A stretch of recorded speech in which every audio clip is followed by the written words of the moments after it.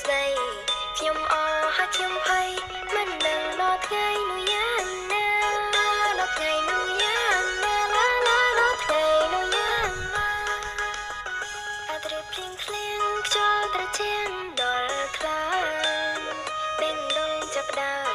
ជ្រួលជ្រើមពិតញ័រជាផ្សា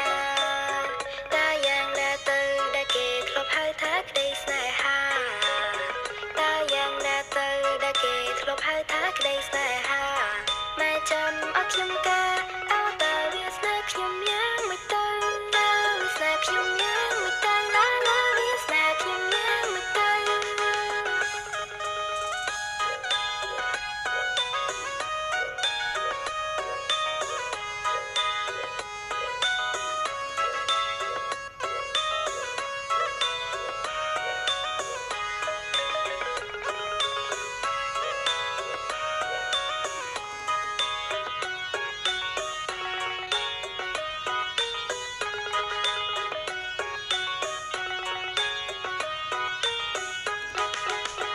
គោលន់លើមេខ្ញុំដេកដឹងដេកព្រួ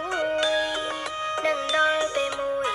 ខ្លាចមេឃបាំងធ្លៀងរលំស្លាប់ខានបានប្តីនឹកស្ដាយដល់វ័យពេញក្រមុំ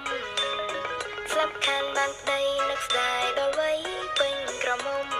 ឡងហើយទៅខ្ញុំយំតែមកលើខ្ញុំគាត់ស្អីគាត់ជេរលើខ្ញុំគាត់ស្អីគាត់ជេរឡាឡាលើខ្ញុំគាត់ស្អីគាត់ជេរ